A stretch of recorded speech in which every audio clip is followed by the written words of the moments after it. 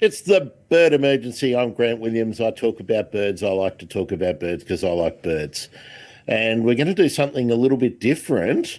So if you're here for some hardcore conservation, nick off. Put it that way. Today it's Photography Friday.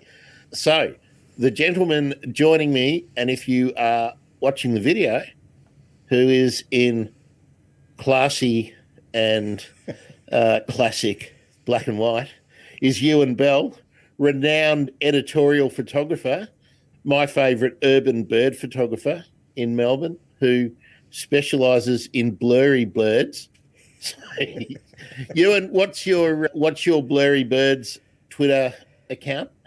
Oh yeah. So I've got an account called Reimagine Photo because it's one I started for the book, which I put out. And of course, I'm really, really bad at my social media, and I didn't spend too long actually pumping the book and stuff. And then I've got all these blurry shots of birds, and I thought I should actually just start posting my blurds, BLIRDS, blurds. That's a hashtag now. It's really good. And so you just basically throw up your pictures of blurry birds because we've all got lots of them. Don't waste them. We do. I took an amazingly bad video of some masked plovers or masked lapwings the other day where you can't even see them with my iPhone because my photography skills at the moment are limited to my iPhone. But we're joined today by, let's go with amateur photographer from India, Christy Bharath. Yeah. Now, I reached out to Christy just because I liked some of the shots that he was taking. And I thought, why don't we just talk about the birds that Christy likes to shoot, where he shoots them, what he uses, and we'll just talk about photography with Ewen. So here we are. Now, Christy, how about you start by telling us whereabouts in India you are? Sure. So I'm from Chennai, which is in South India. So here we don't speak Hindi and we generally don't watch Bollywood movies. So the Western perception of India is mostly have to do with Bollywood, but we have nothing to do with Bollywood. So we are like the foster kids of India. Not many people talk about us. And when it's convenient, they keep us locked up in the basement. But well, cricket's the thing in Chennai, isn't it? Which is cricket, yeah, but I'm somebody who doesn't watch cricket, so I'm pretty much a foster kid in Chennai too. But we have a wonderful collection of birds, and pretty much when I started bird watching, I thought let me first see as many birds as I can in my part of the country. It also comes from a lot of cultural misrepresentation that I'm used to, and I've grown up like wanting to fight. So I thought, let me only see the birds in South India. And then when I'm done with it, let me move to another part of the country. So I've not gotten that far, like in 9 years. So I think I'm still about 50 to 60 birds shot. So tell us a little bit about what it's like around Chennai. And for old people like me, Chennai used to be called Madras, yeah? And so it's on the Indian Ocean side, the eastern side of the Indian subcontinent, the peninsula. What's the environment like on the outskirts of Chennai? How far do you have to go from your place to get out into what we would call the bush, the wild, the forest? Right. So actually, I right now live in the outer suburbs. So I'm about a 30-minute drive from a reserve forest. But from Chennai, again, Chennai is like a small coastal city. So we are surrounded by the ocean. Surrounded. Well, we are on one side by the ocean, but you can basically get in and get out of the city in 2 hours if there's no traffic. So it's not a big city, but I live in a part which is surrounded by lakes and a lot of water bodies.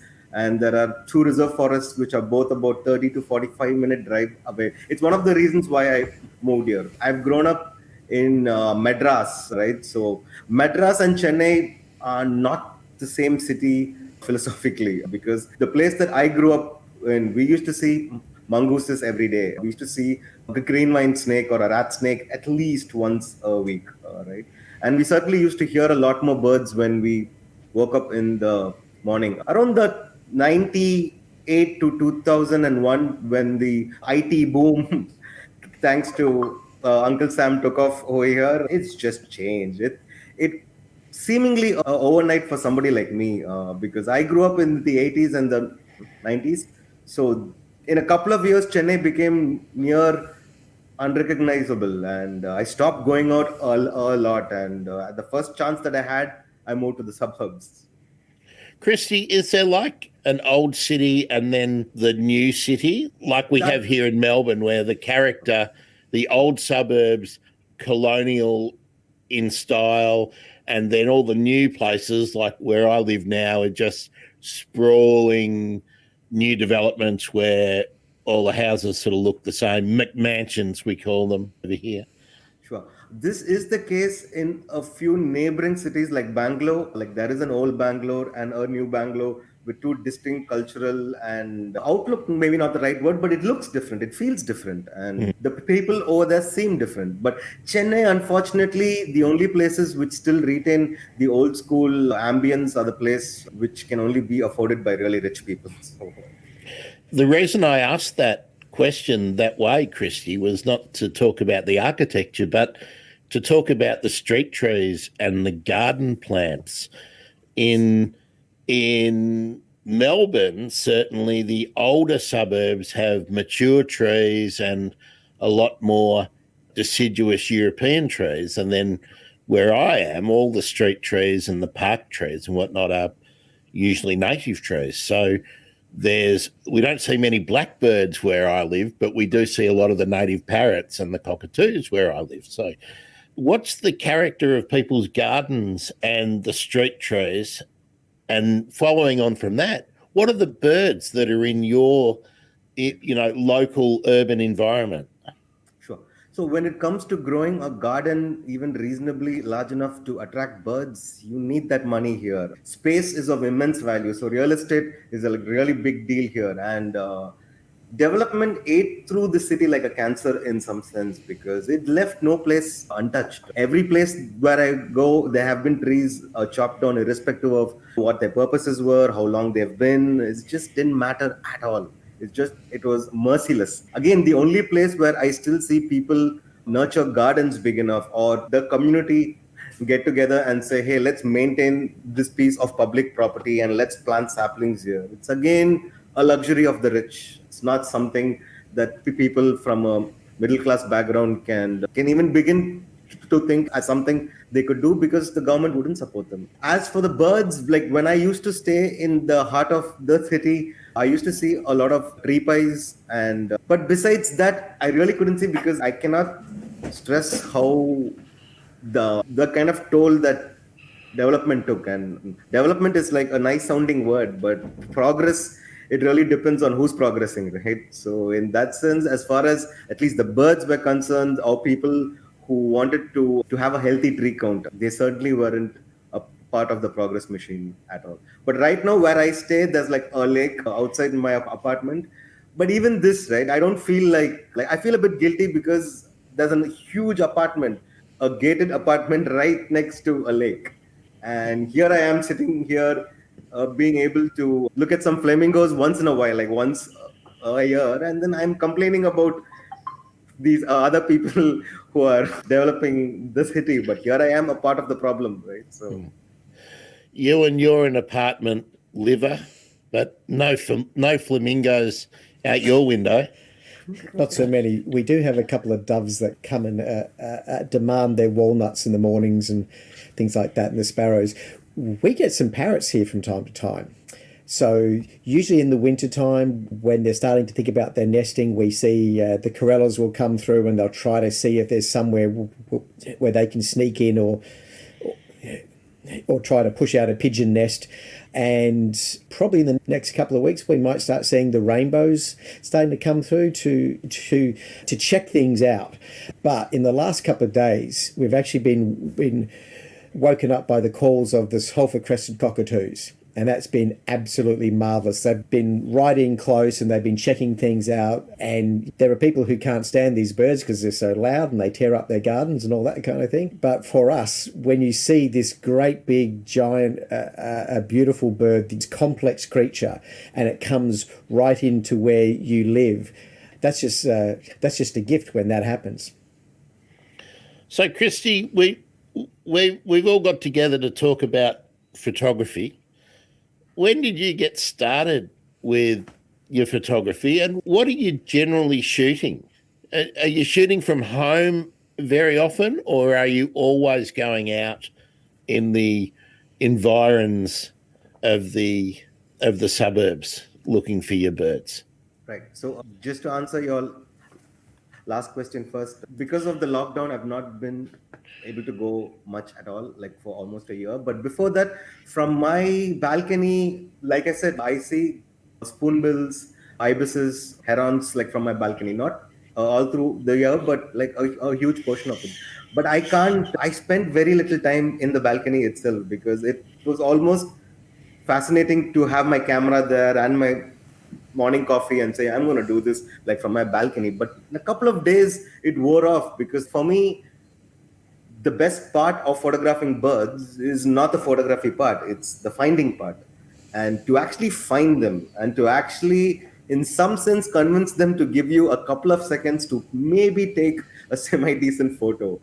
I love the word which was used by Ewen. It's a gift. It just feels like a gift. I'm like, thank you so much for this opportunity, right? And I use a Nikon Coolpix digital camera because like when I wanted to buy one, everybody said that this is the bird watching camera if you're not a photographer. And I'm like, perfect. I'm not a photographer.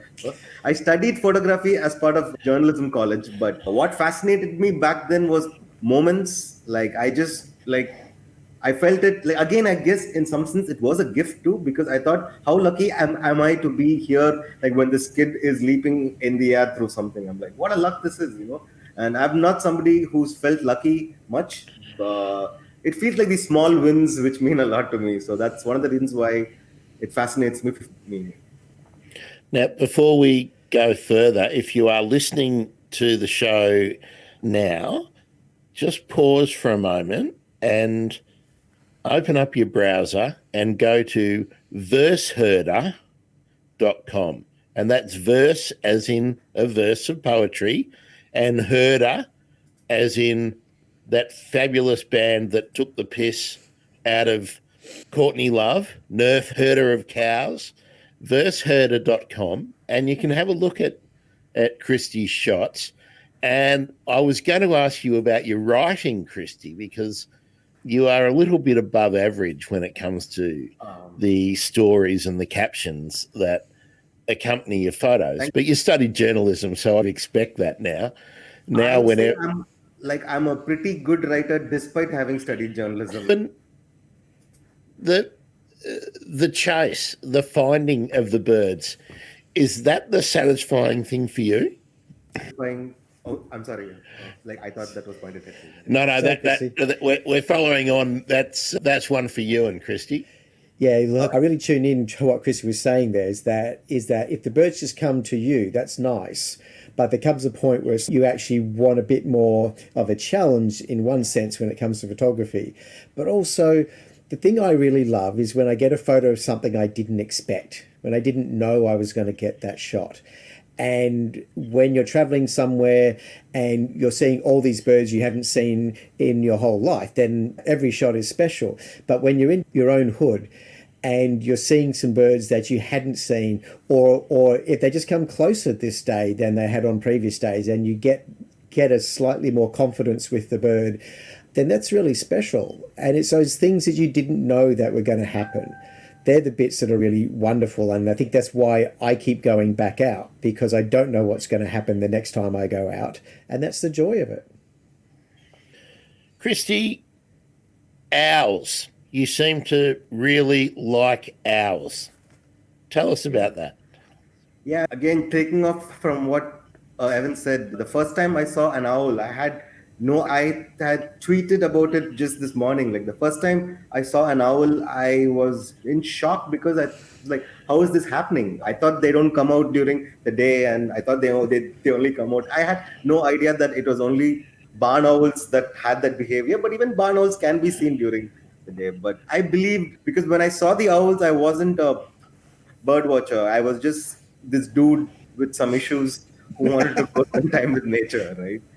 So and one more thing that I really like about them is they make their disdain for me pretty clear, and they keep me grounded, because like whenever I start going off on, oh man, I love birds, it's this, they're like, yeah, but you annoy the crap out of us, dude. Maybe you want to cut that down a little bit. So that has helped me. It helped me, I'm not sure, but that has at least made me reduce how much time I spend in front of them. That has created more distance between me and them. So I try to take a few shots. If it doesn't come, I just move on. Saying, and I started developing this habit of saying I'm sorry to after every photographing. I'm sorry. You know? And have you had a look at most of Christy's shots? I can't say I've had a look at most. I've had a look at quite a few. Yeah. There's a lot there on that Twitter account. Well, let's see if you agree with me. I am now not surprised that Christy's shots as good as they are for an amateur, because he's done a little bit of photography training. And what I have always liked about Christy's shots is the composition is really good. They more artistic to me than they are scientific or ornithological shots, which a lot of people take great shots of birds and they show you all the features of the birds, but you place them really well in the landscape, Christy, which to me leans towards the art rather than the science. Again, thank you so much, Grant. But I understood everything you said except with the composition part, and I was like, he's talking about something I definitely don't consciously do. But that's the point, though, isn't it, Ewen? A good photographer doesn't consciously think about it. It just is. It's part of the way you line up your shot without thinking about it. One of the things here is that there's a difference between how people think about photography when they're birders and when they're photographers. I think that so many people who are really interested in the birds and that they want to check it off their list, maybe they're not as concerned about the photography other than to show the bird that they saw. They're trying to record the bird that they saw, and the art of photography is not really their concern. They're into the art of birds. And sometimes you have people who are more into the art of photography than the art of birds, like me. Like, I know a lot more about cameras than I do birds. And so I come at it from a slightly different way. And I think that one of the things we're seeing, say with yourself, Christy, you're showing the birds in their habitat on the branch that they are in. You're not trying to bring them down to a specialized stage that you've set up with food and a bird call and all that kind of stuff. You're shooting the birds where they are and where they let you shoot them. You're not trying to change how the bird is actually presented. And I have a little bit of an issue about the degree of photography where people are changing the shot. So you're seeing a bird not how it usually presents. I wasn't even aware that happened until 2016. When I first heard that they actually set up these things, I didn't even know what was the purpose of that. What is the point? Like, where's the feeling? And it's not. Oh, no. It looks like the internet's let us down. I'm sure Christy will be back with us in a minute or two. But, Ewen, that is a real problem, isn't it? I was a little bit like Christy. I wasn't aware that people did that. I grew up, actually, just hold the phone because Christy's messaging me, so I think he's maybe telling us some bad news.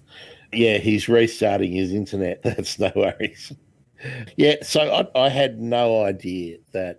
Sorry, I sent him the wrong emoticon. Yeah, oops. I went to send him the thumbs up, and guess what is immediately below the thumbs up? blowing him a kiss. He's going to think we're very friendly people. That's right. I sent him the thumbs up immediately after, but I'm sure he'll be going, what? What's going on? Yeah, well, everyone's got a little extra out of that one. That's great. Ewen, I wonder how you can actually set up shots with so many species of birds. How do you set up shots with honey eaters? And, I don't know. I don't know. I'm actually the wrong person to ask that, because when I found out that people were doing this, I was deeply disappointed. I felt like I'd been cheated because I'd seen all these beautiful, beautiful shots of birds and stuff. And then when I realized people were simply setting up their little pole there with either the food or the callback or both.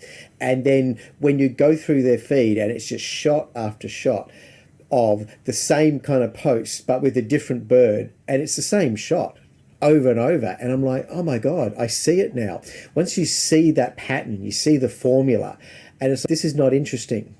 It's not interesting from a photographic point of view, but also there's something not right about it from a bird kind of point of view. If you love the birds and if you want to care for the birds, to bring them in this way just so you can get a photograph, there's something about that that doesn't sit right for me. To reinforce that point, I don't know if you ever had that Reader's Digest complete book of Australian birds, Ewan, the one with a photograph of every Australian bird. If they were extinct or too hard to get, it was a museum specimen that was arranged to look like it was out in the wild. But without knowing it, I had that same thing. I used to flick through that book and just ignore so many of the shots. And now I know why, because so many of them were staged. And the only ones that I found interesting were shots that look like birds doing natural, normal bird things. Yeah, I don't think there's too many people who still actually go to the trouble to put a Norwegian blue parrot that's been stuffed just to prop it up into a tree to take a photo. Hopefully that's not going on still. But yeah, when you look at someone like Christy's photography, Christy, you're out there, you're having an experience, you're enjoying this experience with the birds, and then you're taking photos to match that experience. And so the photos are a consequence of you spending time in the wild with these wonderful creatures. Right. Christy, what are your favourite birds to shoot? Favorite birds to shoot is spotted owlets for sure. Barn owl is a bird that I only have one photograph of it, and that's a blurry photo. So that's it's been on my mind like for a long time. Great Indian hornbills. I love shooting them. Christy, before you go on with the hornbill, where you need to put your barn owl shot, you've got it. That's got to go up on blurs. Yep. Hashtag blurs. Hashtag blurs. Yeah, the hornbill. That are they common near the urban areas? Oh no! So they cannot be found anywhere close to my city. I'd reckon I'll have to go about 600 kilometers. So to a place called Kerala. So they can be found there in South India. In North India, they're a little more widespread. So in North India, there's a problem of excessive hunting too, because their beaks are known to have these fake medicinal properties.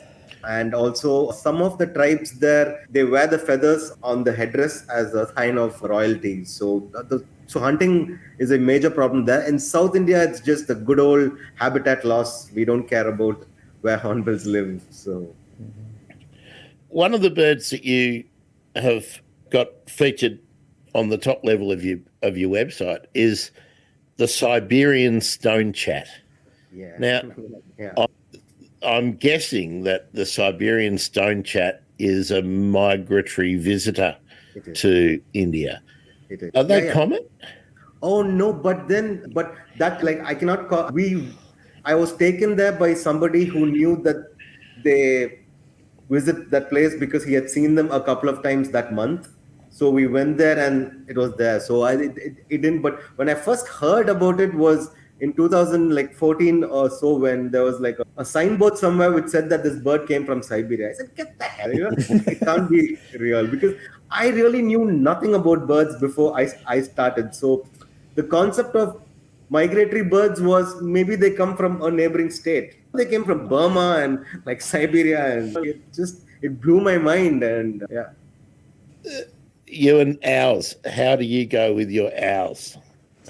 I don't have a lot of pictures of owls myself. I've got a few of the tawny frogmouth in various parks around town, and even then, they just sit there and sleep all day. What I do have, I've got some shots in Bhutan, in the Himalayas, of the Asian barred owlet. Oh. And the thing that makes that bird interesting is that the bird call for the owlet, if you play that bird call, every bird that can hear it goes crazy because they don't like the owlet. And I think it could be because maybe the owlet preys on all the nest of other young birds or something along those lines. And so if you don't know the bird that you're trying to find, or so if you don't know the call of the bird that you're trying to see, you just play this bird call of the owlet. And for 30 they'll seconds. come from everywhere, will they? And birds just come from everywhere, and they come in and just to check it out and see what's going on, and they just go crazy. They really do. Christy, the migratory visitors, are there a lot of them that come to your part of India?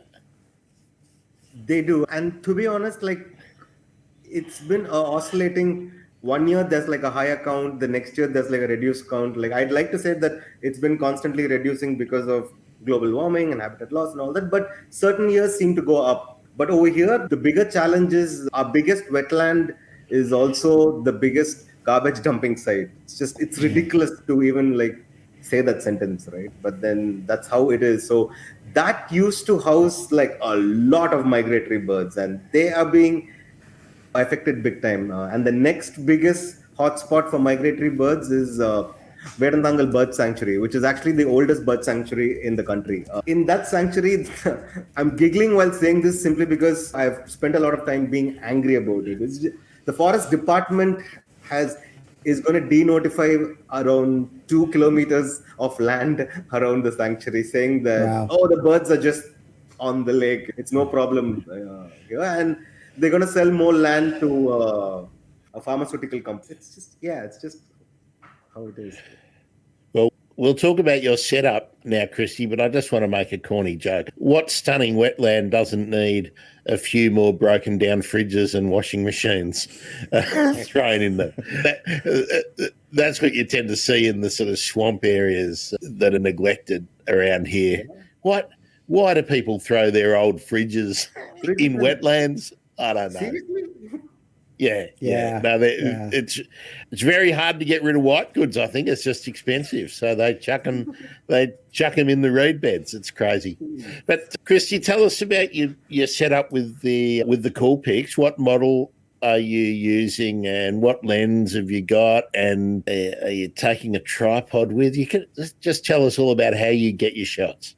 Actually, so the only thing I have is a Nikon Coolpix digital camera, because I've realized that to be able to afford the sort of lens and to have the sheer perseverance to lug that thing around is something that I cannot afford right now. So I use a Nikon Coolpix 950. At least in this country, it's known as the best birdwatching camera because it comes with an 80x zoom, so you can really get a good close-up shot of a really fast subject.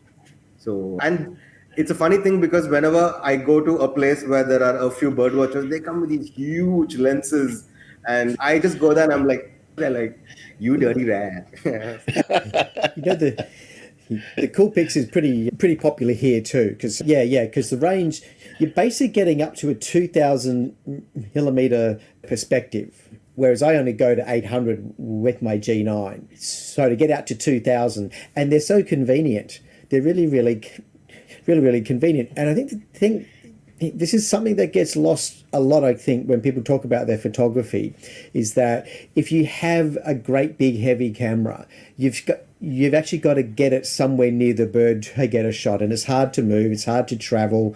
If you're planning to get on a plane, those really great big ones that take up half your suitcase, that's not easy. But just the lens, I don't think should be 10 times the size of the bird, just as a general rule. It's not right. It's scary for the little birds. So I think a Coolpix is a great option, and you're simply getting the best out of the technology, and you're out there, you can carry it, and that's what makes it really good, that you can carry it and that the camera's there whenever you're there. Ewan, one thing that I hear when people are talking about cameras is megapixels, resolutions. What's the minimum that somebody needs when they're picking up a digital camera to shoot birds? Well, that they need or that they want? Well, no, that they need to be able to, because look, let's face it, most people are reproducing their photos they're putting them on Twitter, they're putting them on a website, they're not having them published as full screen, full page shots in glossy magazines like you are. So what sort of resolution, if someone's looking to start out to take quality pics like Christy's taking and putting on his website, what's the minimum spec someone needs to be looking at? Well, look, I think in general, you want to be trying to aim towards the 20 megapixel point. Things like the Coolpix, they tend to be closer to 16 rather than 20, and 16 is good. And the more pixels you have doesn't necessarily mean you're going to get a better photo. The light's coming through the glass, and the glass is doing half the work. And just because if you were to take that Coolpix and just to jam in a 40 megapixel sensor, wouldn't necessarily make the photos better, because the rest of the camera has to work as well. When you're on an SLR, then the lenses, they're larger, and so you've got a bit more scope to get some more pixels. But in the end, what you really do is that you're just going to crop the photo anyway. So the pixels are good for cropping. So that if you've got something close to 20 megapixels, you can basically throw away half that shot and crop down and just get tighter on the bird. So they don't make too many cameras now that aren't actually 20. The models that come out today, they're generally going to be 20 or pretty close to that. And you want to think about the options that will do something like 50 megapixels. Is that going to help you, or is that just going to slow you down? Because that's just like a heap more data. Your cards have to be larger, your hard drives have to be faster. And are you actually getting anything extra by paying extra to get the extra pixels? So the pixels don't really count as much as the camera system. And the Coolpix, if you compare that to something like the Lumix G9, which I use, the Coolpix just has a smaller sensor, and that's why you get that longer reach without having to push the lenses that much further. Does that make sense? Well, I hope so. Because you're the expert, Ewan. I hope that made sense. Did that make sense to you, though, Grant? Because you're still thinking, what camera would you buy, perhaps? Yeah, well, I think I'm understanding about the sensor. That's the area of the camera. It's like the part of the camera brain that determines how the automatic focusing and whatnot is going to happen, and the automatic exposure that it's going to set. Is that what we're talking about? The sensor will capture the image. Okay, so the sensor size, the actual physical size, is like having a really great big piece of film or a tiny piece of film. For the size of the sensor. It's like the screen at the back of your old film camera that would lift, or the curtain that would lift to allow the light to expose. So it's either the size of one of those frames in an old film as you pulled it back, the size of a slide going back in history. Remember when we had slide nights? It's the actual film. It's the actual film. The sensor simply replaces the film. Yeah. And when we talk about the number of pixels that the sensor has, that's just how much detail is being captured within that piece of film. Yeah. But the size of the film, the physical size of the film, the larger the sensor, the less light you need for each of those pixels. And that's why they tend to give you some higher quality with a larger sensor. But the problem is you also need a larger lens for the larger sensor. And that gets heavy. And the longer you're trying to shoot, and with the birds, it's all about telephotos. If you're shooting penguins, yes, they're going to come up to you and peck your boot, and they're fine with the wide angle lens, and that's great. But all the other birds, they're too small, they're too far. You want the longest lens that you can possibly get. And that's why the smaller sensors have this extra edge where they can bring the small things closer to you. Christy, how heavy is your cool pics? Looks like we've lost him again. Looks like Christy's gone again. And I thought he was listening intently, but that's right. but We thought, no. oh yes, he's really taking it in, was what I saw there. But So dropped off again.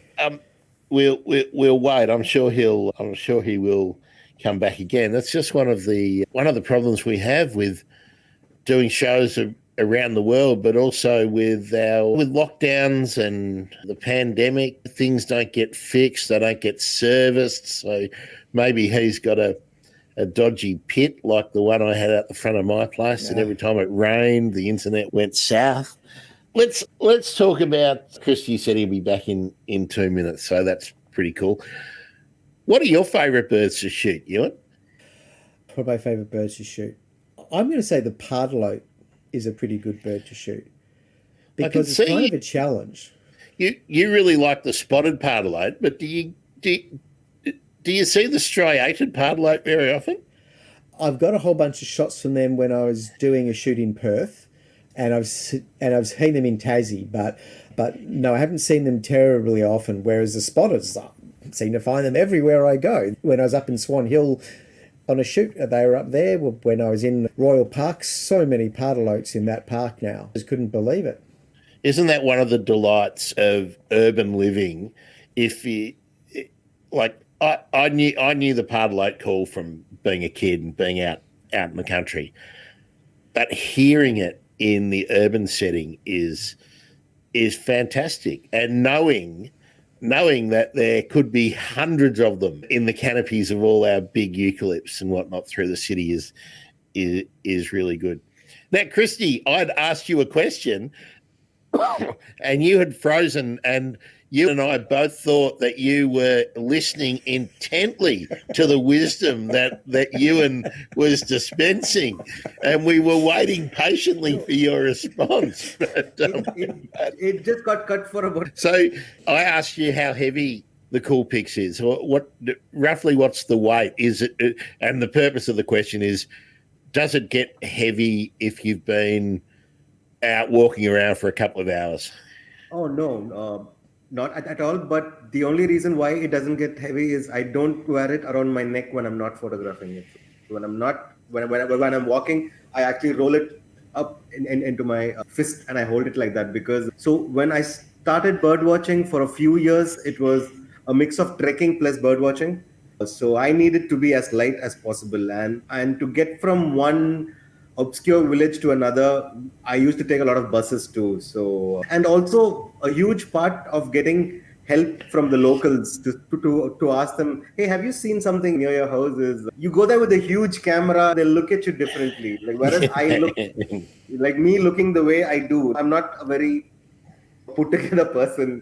So I just go there and say, hey, and I have this small camera, not small though, but to them, it doesn't look any different. Like, they don't ask me, hey, can I see it? But when I used to carry a huge binoculars, then they used to be like, hey, can I look through it? And I was an outsider. Like, even though I spoke their language, I looked like them, I still came across as an outsider. But with the Cool Pix, I guess it also helps me easily blend in and get people's help to get from one place to another. And one of the things that used to annoy me when I had my Canon EOS 500, I think it was having the camera around my neck and binoculars used to drive me crazy. So in the end, I dispatched with the camera. How do you go with? Do you take a set of binoculars with you when you're out looking to photograph birds, or do you just rely on looking through the lens? No, I try to go out with someone who knows where the birds are. I find that's much easier. If you walk out there with a birder, and he'll find them, because like the real birders will hear the birds. They don't see the birds, they hear the birds. They go, oh, okay, there's 3 other kinds of species over here. Let's walk down here and have a look and see what we can find. And so when it comes to cameras, I like to to basically take off the straps. I don't use the straps on any of my cameras, and I have a sling bag, and so the sling goes over the shoulder and the camera can be down low, and I take it out of the bag when I need it, or I just hold it in the hand, exactly what Christy was saying. I hold it in the hand, and when people see you pull out something like the Lumix G9, they don't really blink an eye. The camera looks harmless, absolutely harmless. And that's good. You don't want to be drawing attention to yourself if you don't have to.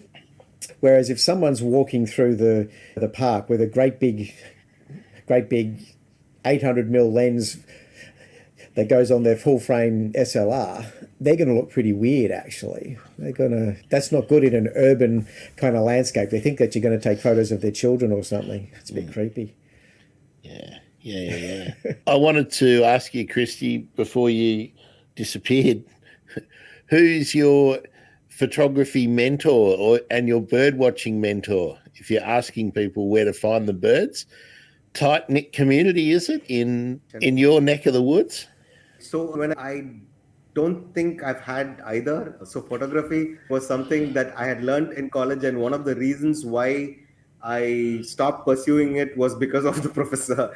There was like a couple of bad incidents that like turned me off big time from using the camera like for many years. So besides that, bird watching too, like when I first started, I felt a lot of love towards birds, and I think it made me come across as a bit pretentious to the people who had already been doing it. I don't know what happened, but I didn't get good vibes at all. And for me, the moment I detect any sort of condescension or any sort of ego, I just like back off, because I'm like, I don't have time for this stuff. So whenever, like, there was one, the black-winged kite, right? So it comes in a few molds. It changes its plumage during the year. I didn't know this. So every time I saw one, I'm like, buzzard, or eagle. And they were like, that's just a black-winged kite. And even the way they had replied to my questions on a Facebook community, it just turned me off. And I said, I'm going to do this by myself, blinded and like completely some cartoonish. And that's why it took me a lot of years to actually have some knowledge about them. But right now, there's a community on Twitter called Indie Abes. So anytime I have any doubt about bird watching, I just ping it to them saying, hey, can somebody help? And they're experienced birders. They look at the moon and say, there's going to be a shorebird coming here next month. I'm like, what? Like, who do you? It doesn't make sense to me. So they're very experienced, so I rely on them. But the funny thing is, only 3 people have come out bird watching with me in the past 9 years, because I don't feel comfortable sharing it. There have been some birding walks where people whom I'm very cool with on Twitter, they seem like really nice guys. We seem to be of the same mindset too, but I don't want to share my bird watching with them. And it's not that I want to take a photograph, they don't, but I can't stop thinking about them when I'm seeing birds. And I don't want to think about people when I'm seeing birds. I just want to think about the birds and maybe some my own issues, right? Like when somebody else brings in any energy, good or bad, it just feels unnecessary. I think there, Grant, there's a really interesting point there, that often people who really, really understand the birds don't really understand humans. I was going to ask you for a bird photography horror story, Ewen, because I think you've had a few, haven't you? Oh, look, I can't name names. I think that would be wrong. But I do think it's interesting, the point that you make there, Christy, that you actually go to the Twitter community maybe more than your Facebook community. And I think they're really different communities. And I think that's a really good point. I have so many positive things that happen on Twitter. And within the Facebook space, I don't know, there just seems to be a bit more ego. Whereas in the Twitter space, people seem a bit more real. Is that how it comes across to you? Would you like my view on that? Well, I think the people that Twitter sort of self-select. So you hashtag bird photography, hashtag bird seen in 2021 or whatever, self-selects it down to people who are into that. So if we're in the bird Twitter space, I think bird Twitter is pretty nice. The problem with Facebook is that everybody's there. You know, and the problem the problem with everybody being there is that all the people that you really consciously try and avoid are there. and it's much harder to select yourself away from them. So I think, like, how do we get away from them on Facebook? mate, I don't use Facebook. Basically, I post stuff. I post the podcasts and everything to Facebook. And another podcast I do, we actually do check the page and engage because it's where that community is. But boy, I don't do private messages or anything with anyone I know on Facebook. I don't do Facebook because my neighbours are probably on there. I don't want to hang out with them. Whereas I think bird Twitter is a pretty safe space. But there is one thing about bird people, I think, and I think this is when if there's 10 of you standing at the side of a lake looking at some vagrant that has come in and it's in eclipse plumage, and then Christy turns up and goes, "Oh my God, I've never seen that. That's unbelievable," because you don't know it's in eclipse plumage. Yeah. An awful lot of birders will look at you. Yeah. So I think there's a bit of that, but that's like being in any kind of club, being in the know. There's those who are in the know and those who aren't. One of the things I've found in the past great also... if you don't care about what people think. I think if you just accept the love that comes naturally and flat out just ignore the hate. I mean, like, you can do it. It's not life. So you can actually accept just the love and say no to the hate. So using people and phrases. So. My block list is like so long. It's ridiculous. Yeah, probably the worst experience I had with actual birders was when I'd actually spent about a year or two trying to travel with a particular friend who knows a lot more about birds than I do. And he got really frustrated with me taking photos because he just wanted to move on to the next spot and see some other birds. And he was literally yelling at me in the middle of this park because he was so angry at me for standing there taking a photo and waiting for because I was just being patient. And I don't care how many birds I see in one day. If I just see one bird, but I have a really good exchange and that bird comes in close, then for me, that's much better than seeing like 1,000 birds. So, and for him, it wasn't that way at all. And he literally got angry and started to yell at me in the park. And I'm just like, okay, well, I don't think we should do this anymore. But birding, and I think bird photography is an intensely personal pursuit. I think it would be a very hard thing to be social when you're birding. And I think particularly for what you're saying, Ewen, is that everybody's emotional connection with what they're seeing is very different. I had a similar experience to you once, Ewen, where I was just engrossed watching a family of moorhen, right? And my childhood friend, who I used to do a lot of walking around the woodlands of the Mornington Peninsula with, was very annoyed because he wanted to race on and see something much more interesting than a couple of moorhen. But right. So I never go bird watching with anybody really because I don't know anyone socially who is into bird watching. Yeah. No, the difference is that I'd hired this guy to help me find birds to get shots. Like, we were actually doing a shoot for a client. And he was my hired gun to find the birds. He was my expert. And it's, dude, we are literally here to get the photos. What part of this do you not understand? He's got to do what you want. That's rule number one. Yeah, that's right. He'd forgotten. No, it's not just here for you to see birds. We're actually here to do some work for a client and get a result.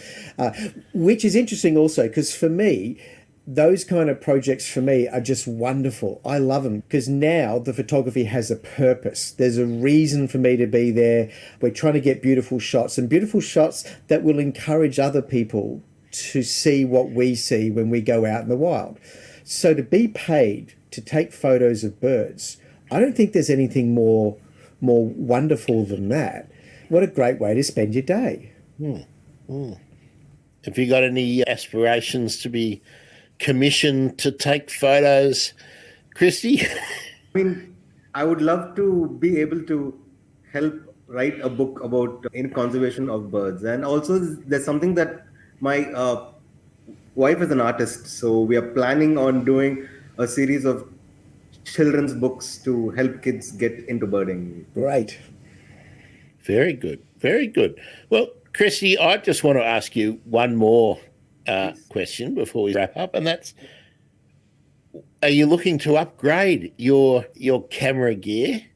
And if yes, what are you aspiring to collect next? So there is Nikon, the next level, which is a P1000. And so I was in a quagmire last year when I wanted to buy one because they said it's like a lot heavier than what I have right now, but the videos of much better resolution. So as somebody who like now it's my new thing to shoot videos because I love video editing. So I wanted to shoot a bunch, maybe one day make a documentary, hopefully. So I am considering buying that as a backup camera, like only when I'm going to, when I know I'm going to shoot a lot of videos that day. Otherwise, I think I'm pretty much happy with this Nikon Coolpix 950 that I have. Once you get into the video side of things, everything is suddenly more work, more expensive. You got to have it properly stabilized. I don't know. It's the video stuff. Don't jump in too fast is my advice. Sure. I've been very hesitant too. That's why like over the last year, I've not really bought it. I was just like looking at it and I'm like, do I need to? Should I? Like, but again, I keep thinking, what is my end game? I don't think I'm going to make a sustainable income from this. And I don't think I want to because I don't know who said this. My very good friend of mine claims that it's Jeffrey Archer, but I don't know. So he said that you generally tend to make the most money what you're second best at. So,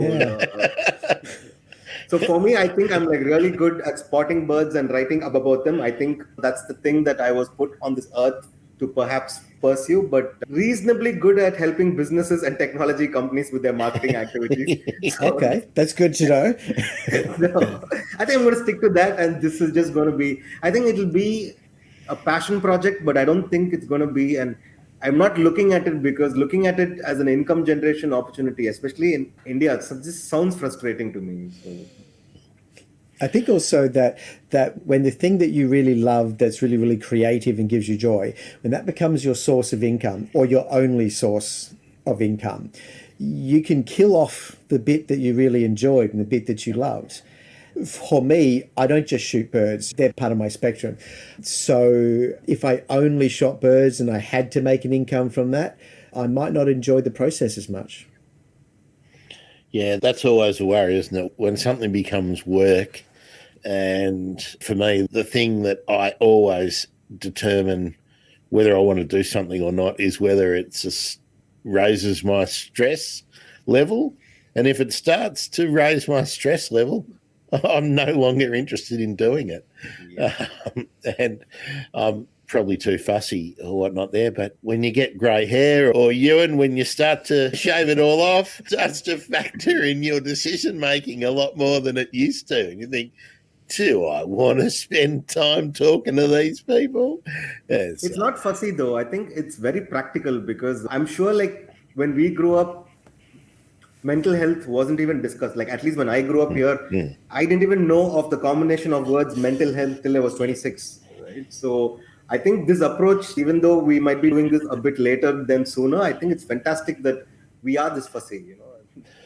I think we have to also recognise that there's a lot of white fella privilege when it comes to even choosing what you want to do and how you will do it, because a lot of people don't really have the luxury to even consider those options. So I'm a bit tongue-in-cheek when I say that, and I recognise that it's a very lucky situation that I find myself in, being able to pick and choose. Now, Ewen, my last photography kind of question, because I'm living back in the Stone Age when I'm talking about my Canon EOS, I think it was a 500, I can't remember. But back when I was looking at cameras, you couldn't change lenses between your Nikons and your Pentax and your Canons and your Minoltas or whatever. Now, has that been standardized?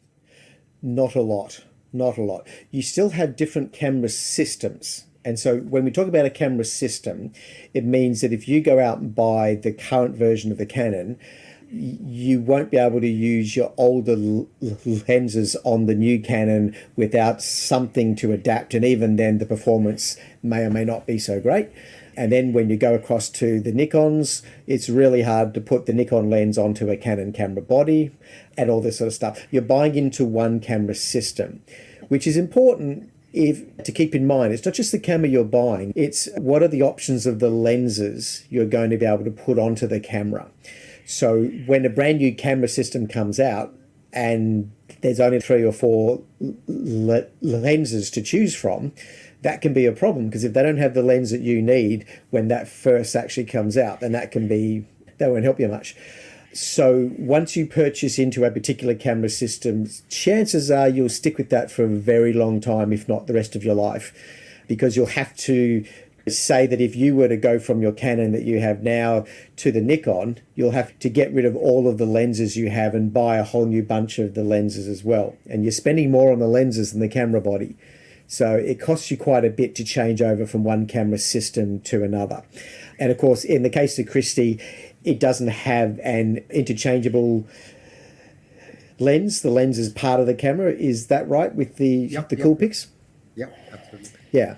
So, so when he buys a whole new Coolpix, he gets a whole new lens with that Coolpix. And essentially what we're talking about is that if you take the idea of the compact camera that does the zoom range, this is like a larger, much more capable kind of compact camera. So they're often called a bridge camera, because you're putting all the bits that go into an SLR, but you're not getting the choice to change lenses. That's all. So there's so much choice out there, and it's the choice that makes the decisions hard. Yes. Well, maybe Ewan, there's an episode of Photography Friday just waiting to be had, talking about the benefits and the disadvantages of different systems. Is there anything that you would want to say about the Coolpix against another all-in-one camera? To Christy or to me? To the audience in general, but that's a question to you. Yeah. Look, I think in general, the more you compare brands, the more you miss kind of the point, and that there's much more range within a brand than between the brands. Okay, so if you think about the Coolpix, Nikon, they make an SLR range, they make a mirrorless full frame range, they make a mirrorless partial frame range. They have a lot of different camera systems within that one brand. So that's what makes it hard to compare. And in general, when it comes to brands, pick the one that you like. Pick the one that you pick it up and go, yes, I think the controls are in the spot that I like to have them, or I like the way the menu works, or I just like the logo because my dad had one when I was a kid. It doesn't matter. The brand, for the most part, does not matter. Your lens, you want the right lens when it comes to birds, because the birds are very small and they're hard to get close to. And so you do want, a really long lens. You want some stabilization, and you want an auto focus that works really well. So within a particular brand, some cameras will do that better than others. And that's where you need to spend your time to research. And that's why you've jumped onto the Coolpix, because it works really well for you. It felt good in my hand, and I said, yeah, this makes sense. Yeah, that's right. And now that you've had some time and you've spent years with that camera, it's going to be hard for you to even contemplate to change away from that camera system, because you know how it works, you know how it's going to respond to certain kinds of light and certain kinds of conditions, and so you have confidence in that camera, and that's a really good reason to stick with it. It's like a car too. Like at this point, I've had my car for 8 years. I'm terrified of changing it, because I'm like, I know her, I know how it's going to perform in the rain, up the hill and the dirt. But a new one, I'm like, hey, let's have breakfast first, Yeah, that's right. my car got wiped out by a kangaroo a couple of years ago, and the car got written off, and we had to plead to the insurance company to actually repair the car, because the thought of actually having to start over and shop for a brand new car, and I knew that car could cope and survive a kangaroo hit, and I was fine. So I trusted that car, and we still have that car now. We got the car back, we got it fixed, and we feel so much safer in that car than anything else we could buy. Yeah. Gee, I can't even have a car story. I got rid of my car, Christy. So I've been about 6 or 7 years now without, I think it's coming into 7 years without a car now. So, and I think only twice in all that time have I thought, gee, I wish I had the car. Because umbrellas are pretty good, taxis are pretty good, buses are pretty good. But I can't just go and drive off into the outback. I need to do a bit more planning than that. So, Christy, what's next, do you think, on your Verse Herder site? What can we look forward to? Yeah, so I was actually intending to start blogging on it again last year, again just before the lockdown hit, because I had not used it for about a year's time. I had just kept it aside, and also my brain's too small to handle speaking to strangers in more than one platform.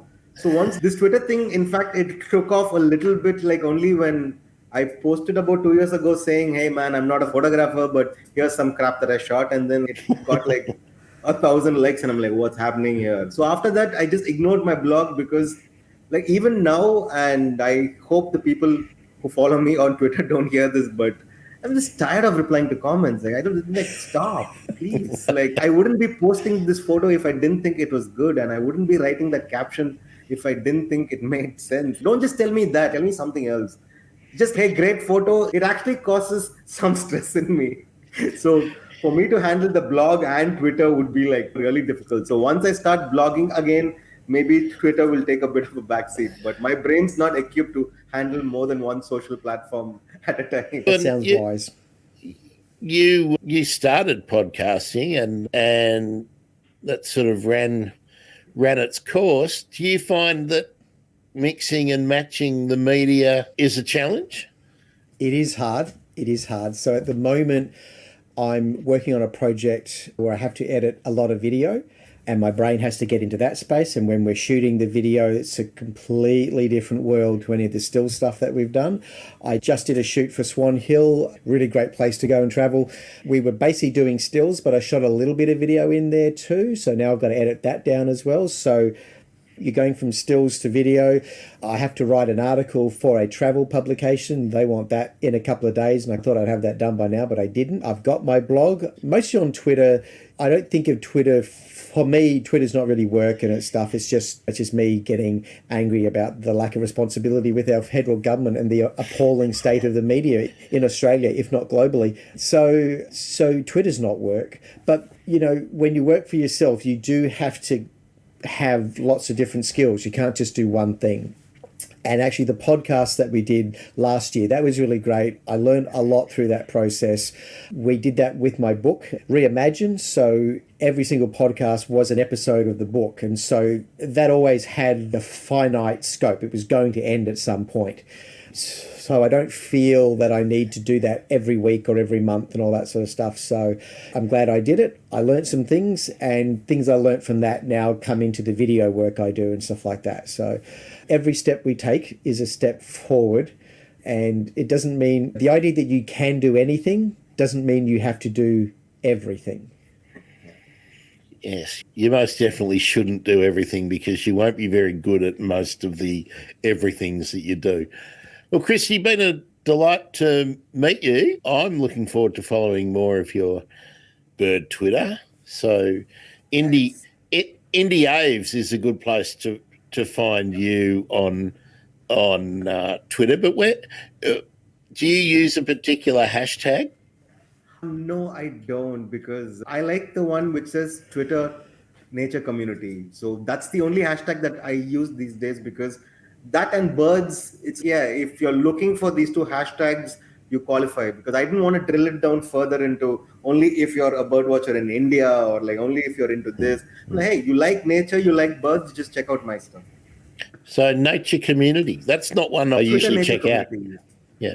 I'm always watching bird Twitter, but also like you, Ewan, Ozpol to rant and rave, to get upset about the lack of Governance. threatened species protection in this country. That's my hobby horse. It's really hard to keep it nice at the moment, isn't it?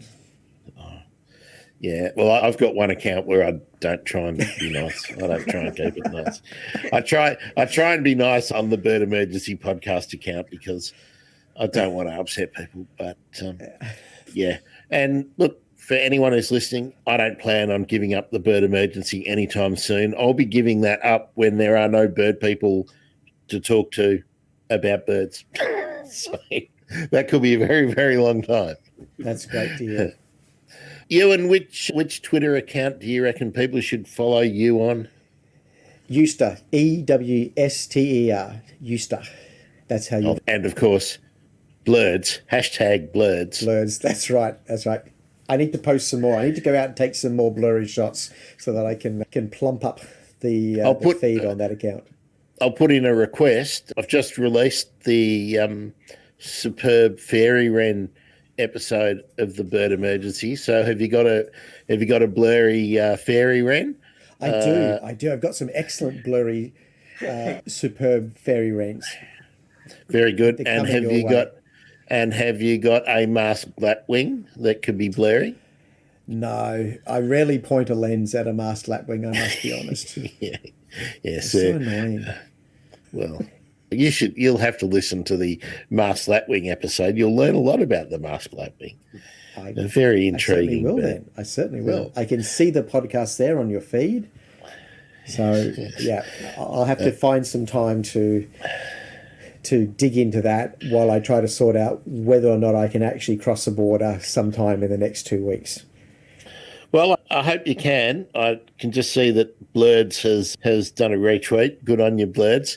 So you and look, let's let people in. You were about to go on a fantastic tour, and we've got a COVID lockdown that's just started here that looks like that's blown your tour out. Is there a chance that you can resurrect that? Well, look, for the last couple of days, every time I think we've got an avenue where we can continue to run the trip, within around about 10 minutes of actually coming up with a plan and talking to people, something else happens and it all gets shut down again. I think at the moment I think that the way it's gone out today, I don't think there's much hope that we can actually do this trip. So we have a private plane that flies across the outback, and I can't believe I get to do this almost every year, but there are people who can afford this, and I'm so grateful that there are. And we basically fill up this plane with people. We hop across from the Flinders Ranges to Uluru to Purnululu and out to Arnhem Land, and we just see some amazing parts of this country. This is just an incredible country. And we see some great birds, from the tiny little finches through to the jabiru. We see some really, really beautiful birds on this trip. And I haven't been able to run it for around about, the last one we ran was in the winter of 2019, and so we couldn't run it last year. Doesn't look like we're going to be able to run it this year either.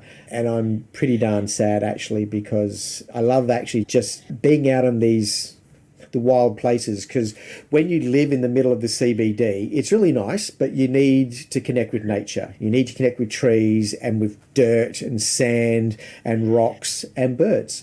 And this is how I do it. I get out and I go and spend time where there aren't people and there are birds. And I'm sad we're not going to get to do that in the upcoming weeks because all the borders are closing. And I guess I'm going to have to enjoy some more of my wife's amazing cooking instead. And I'm not going to be losing any weight this month. Well, Ewan, we can always find a podcast to do. Don't worry about that.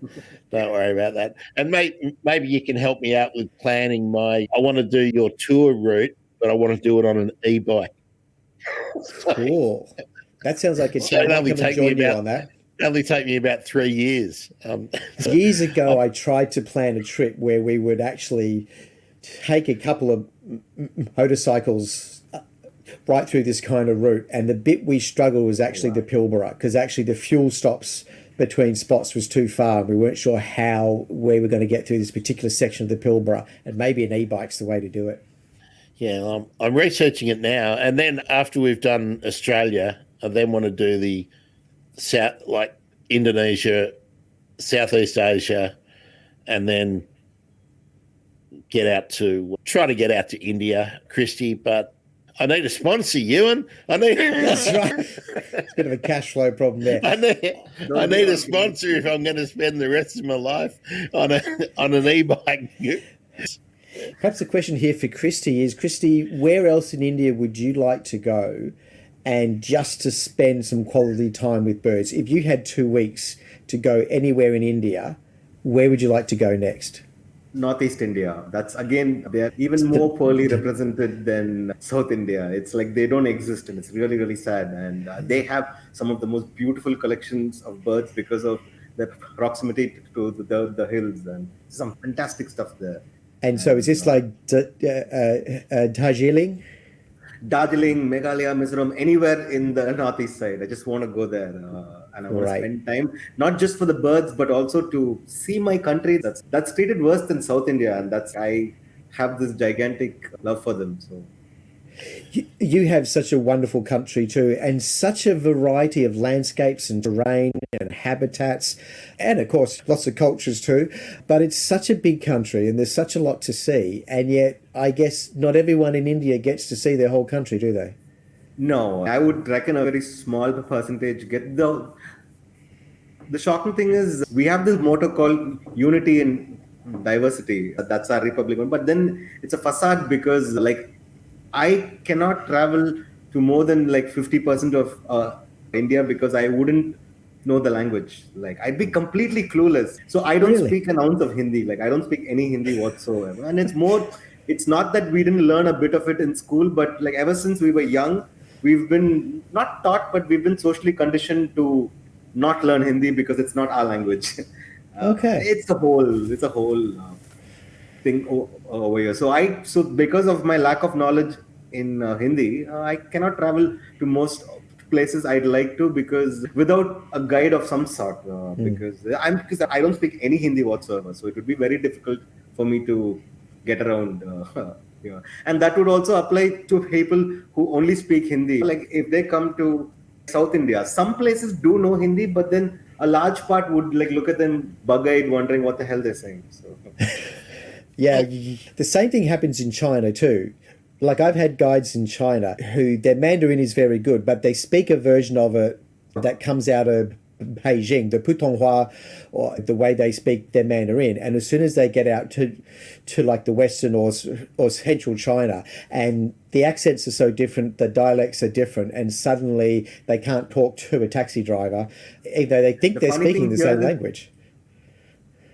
The funny thing, like over here, is in the airports, we hear mostly Hindi. And that's part of the reason why we are fighting it too, because we see Hindi and hear Hindi in a lot of places in our part of the country, it's not anybody's primary language. But so when I sit in the airplane, I get frustrated. Like when I hear it, I don't know what they're saying. What if it's get off? Like there's an alien on the wing, like some Twilight.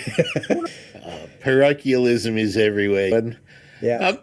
Actually, I did remember, Christy, that I forgot to ask you a question. What's the bird that you most want to see in India?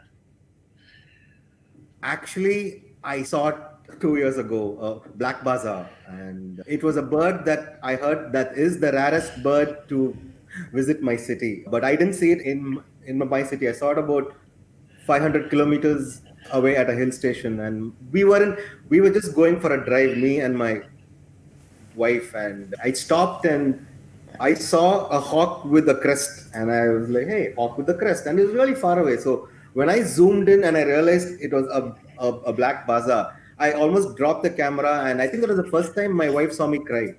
It just started streaming down my face. I'm like, and she's like, "What?" I said, "This is it." And I had not told her this was my dream bird. I hadn't told many people it was my dream bird too. But at the back of my mind, I thought this was one bird that I'm going to think about how I didn't see it like when I pass away. And after that, I've not had this next dream bird yet. Like That's why the gift, it's just a gift. It's an absolute gift. Ewan, have you cried when you've seen a bird? No. I cried plenty of times seeing bird. That's not the first. I think that's great that there's that emotional connection, and that I think it's like Collingwood winning a premiership in football. To be honest, for me, it's more like I cry if I don't see the birds. It's more, there are times when I go to places and I think about what that landscape looked like before a whole bunch of people jumped off a ship and just basically took over this country. And I think about the birds that aren't there now, and I think about what we've lost. And that makes me really sad. When I do actually spend time with birds, and I do have those really beautiful moments. 3 weeks ago, we were in Dalesford running this workshop, and I simply popped out to the edge of the paddock just to see if there was any birds out there. And in the space of this half an hour, 3 kinds of thornbills came through. 3 kinds of thornbills, tiny little birds. I got these amazing shots of all of them. And I just thought... So you had the striated, the brown and the yellow-tailed? Correct. Yellow rumped, yeah. And I just thought this was just so beautiful. And like most people in this country would have no frickin' idea what the hell I just said when I say 3 kinds of thornbills. They didn't know there was 1 kind of thornbill. And it was just really beautiful. It was really lovely. And I felt really lucky to be there in that moment. But I don't cry because I just feel really great. Yeah. Whereas when I go to other places and think, oh no, they've gone and taken away the habitat where lots of birds used to be here, that makes me really sad. Christy, I know I've been about to say goodbye for about 10 minutes, but I sometimes see birds near my house and I'm torn. I think, wow, isn't it amazing? I'm seeing these birds here on the edge of the city. But then I have that, I'm channeling Ewan a bit and I'm thinking, oh my God, they're only here because we've stuffed up the rest of the country and they got nowhere else to live. Is that a similar situation as the development pushes out from the city that you live in? Absolutely. So the place where I live in, I used to come here in the early 2000s. We used to come here to get drunk and do things that we didn't want the authorities to find out, because it is just jungle here. It is just completely forested space. There was no road, just a mud road, and this was, I think, late 90s. So once this IT boom happened, this entire forested land became the IT corridor of Chennai. So it was just zoop. It was just like one gigantic strip of tar, and then these companies started putting on both sides, and then came the residential complexes. So right now, that's why I think perhaps, and this is something that had not crossed my mind before now, that maybe one of the reasons I don't do much of balcony birding is because I see all the birds congregate towards the lake, and that's the only place they have, because the rest of the place are occupied by people like me. And that's the inherent guilt that I guess I don't want to be reminded on a daily basis. But I'd like to think Sorry, are you finding unusual birds in the urban setting because they're just being displaced from the wilder places? I think they are, because in certain places I see, I'm not sure if I can call it unnatural number, but like, for example, hoopoes, right? There is this one spot which is at the edge of Chennai. That's when most of the buildings, they stop and there's a little bit of land, and there's just a bunch of birds right at the edge. And I'd like to think it's coincidence, but I'm pretty sure that it's not. Oh well, let's all see if we can exert some pressure, and improve the lot for our little birds, our little brown jobs, and our little brown jobs that no one pays any attention to. That's right. My blurbs. Yeah. Yeah. All right. Well, Photography Friday. We've done another one, Ewan. Great. I don't know who I'll chase up for the next one, Ewan, but I think we might talk perhaps about selecting a camera system, and perhaps I might do a little bit more research and look at new versus secondhand and throw some options at you. You can say, good idea. Sounds like a good idea. And Christy, it's verse herder or What? The blog's Verserda and my Twitter is the Content Birder. So and That's right. Content. Content Birder. I just wanted to also add that this is the first time I think I've spent like an hour and a half speaking to total strangers, and it's just felt very organic, and I felt absolutely no discomfort whatsoever, and just like it was a very fun conversation for me. Well, look, we're bird people. We're all nice. Bird people are all nice. It might be a bit weird. We're weird but nice. And it was fantastic talking to someone for an hour and a half from India, Christy, who didn't ask me one question about anyone who's in the Australian cricket team. Now, that was great. The funny thing is, I watched cricket a lot during the mid-90s. Baggy green, like that team with Mark Taylor's team, is that I swore by them. If when India beat them, I used to get into these huge fights in school and things. I'm a Markwa guy all day, every day, and he trended yesterday, and I was like, Markwa trend. My last match that I saw was when Steve Waugh hit his century, and I said, I'm stopping cricket. That's it. So. Was that was a century last match in somewhere in the UK, I'm not sure, against Nasser Hussain's team. He scored that century in his last test match, and I said, goodbye cricket. That's it. Christy, you've just proven that you are so much more into cricket than me or Ewen. Oh, you'll still watch. Okay, my bad. No, I stopped watching the cricket because of the commentators were just appalling. And then there's just, I don't trust anyone isn't actually cheating in our national cricket team, and I just can't watch it. Yeah, I just can't. I just can't go. I can't go with cricketers being personalities and celebrities. I just think, mate, you can hit a ball with a piece of wood, whoopee do. But anyway, 100%. Don't get me wrong, Christy. I enjoy cricket,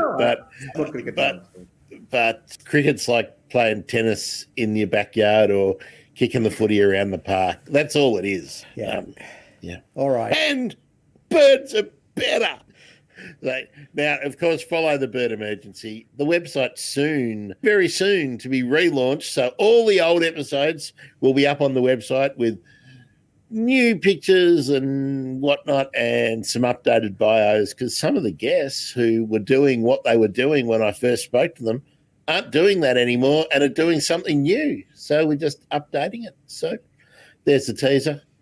And Photography Friday and Tour Guide Thursday is also coming up. So that'll keep us all busy during lockdown. I'm Grant Williams. He's Ewen Bell. And he's Christy Bharath. This has been the Bird Emergency. Thanks for listening. Bye.